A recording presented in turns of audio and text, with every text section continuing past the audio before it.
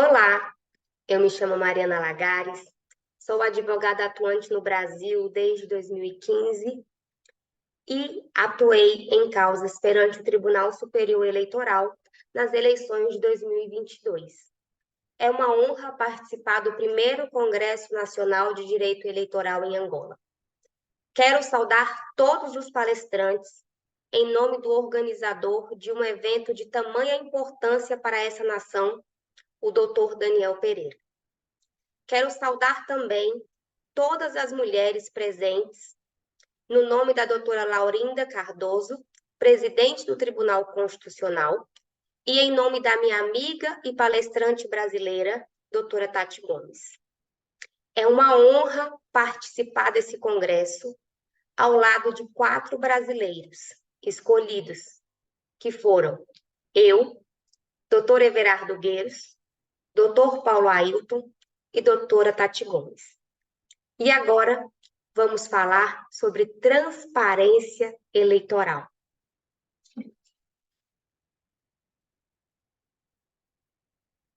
Transparência no processo eleitoral. A transparência no processo eleitoral é uma condição inafastável de aperfeiçoamento do regime democrático. O Estado democrático de direito é definido juridicamente pelo respeito aos direitos humanos fundamentais. É um Estado no qual os direitos individuais, coletivos, sociais e políticos são garantidos através do direito constitucional. Os direitos políticos, eles se referem a um conjunto de regras constitucionalmente fixadas. Em outras palavras, nós traduzimos falando que é a atuação do cidadão/eleitor na vida pública do seu país. Ele tanto pode votar, como ele pode ser votado, preenchendo os requisitos necessários.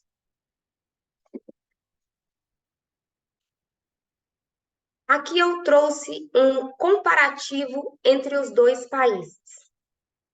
Quem pode votar em Angola, quem pode votar no Brasil? Começarei falando sobre Angola, que é o país que está sediando este evento tão importante. Em Angola, o voto e o registro não são obrigatórios. É importante deixar isso registrado. Nos termos da Lei nº 5 de 1992, estão sujeitos a registro todos os cidadãos angolanos residentes no país ou no estrangeiro, com 18 anos de idade completos ou por completar até a data da realização das eleições. O registro dos cidadãos é livre, constituindo um direito e um dever cívico. Então, o cidadão, ele não é obrigado, ele é livre, ele possui esse direito, mas ele é livre. Por essa razão, em Angola, ninguém pode ser obrigado a registrar-se. E não há sanção de qualquer natureza à pessoa que não o fizer. Aqui no Brasil, é diferente. No Brasil, o voto é obrigatório. O alistamento eleitoral e o voto são facultativos apenas para maiores de 16 anos e menores de 18 anos, maiores de 70 anos e os analfabetos.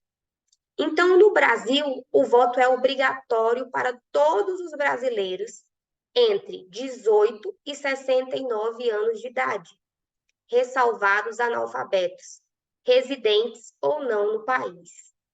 Importante ressaltar que no Brasil, o brasileiro que não vota, ele paga uma multa eleitoral. É um valor baixo, mas existe uma multa eleitoral e ele pode sofrer sanções, tá? Se ele não votar. A transparência eleitoral, ela é o melhor remédio contra a corrupção, porque ela é um mecanismo para que os gestores públicos ajam com responsabilidade perante a sociedade. Uma gestão pública transparente, ela permite à sociedade colaborar no controle das ações de seus governantes e demais gestores públicos. Qual é o intuito da transparência eleitoral? É que a sociedade possa checar se os recursos públicos estão sendo usados como deveriam. Se o recurso público destinado à saúde, destinado à educação, destinado ao saneamento, estão verdadeiramente chegando aonde precisa. No Brasil, nós temos a Lei 12.527 de 2011, que trouxe o acesso à informação e à transparência na divulgação das atividades. E ela possui os seguintes objetivos: contribuir na eficiência do poder público, diminuir a corrupção e elevar a participação social. O acesso à informação é a regra. Então, nos locais de votação, devem possuir listas para que todos os eleitores tenham acesso a exercer o seu direito de voto. Então, todo cidadão eleitor, ele precisa saber aonde ele vai votar. Ele tem esse direito. Ele tem o direito de saber aonde eu vou votar, em quem eu vou votar. Esse é um direito, é um acesso à informação. Essa é a regra. E não pode haver, nas listas de votação, em hipótese alguma, eleitores falecidos, pois caso isso ocorra, estaremos diante de uma insegurança no Estado democrático, porque nós vamos demonstrar que o nosso sistema é falho, e não é isso que nós queremos quando nós estamos diante de um Estado democrático. Nós temos dois tipos de transparência eleitoral: transparência eleitoral ativa e transparência eleitoral passiva. Mariana, mas qual é a diferença, né? Os nomes são parecidos. A transparência eleitoral ativa é a divulgação por iniciativa própria do setor público. Então, o próprio setor público, ele torna pública aquela informação, independente de requerimento do cidadão, independente de requerimento do eleitor. E ele utiliza principalmente a internet. Por quê? Porque é uma ferramenta de fácil acesso, uma ferramenta barata e que alcança tanto os residentes no país como os não residentes na nação. A transparência passiva, ela é um pouquinho diferente, porque ela disponibiliza as informações públicas também. Só que são apenas as informações solicitadas. São informações específicas de uma pessoa física ou jurídica. Você vai precisar solicitar, seja a solicitação de forma presencial ou eletrônica. Mas a regra é que você tenha acesso a essa informação. Vale ressaltar que é importante auxiliar o usuário em suas necessidades. É importante que o atendimento seja respeitoso. Por quê? Porque no dia das eleições, nós estamos diante de pessoas que pensam totalmente diferentes. Então, quem vai estar ali atendendo esse público, o público que no caso é o cidadão eleitor, precisa ser cortês, precisa prestar um atendimento gratuito, precisa zelar pela segurança da informação, pela preservação dos dados pessoais do cidadão eleitor. Precisa prestar atendimento preferencial. Aqui no Brasil, o atendimento preferencial é para gestantes, lactantes, pessoas com crianças de colo, pessoas idosas e pessoas com deficiência.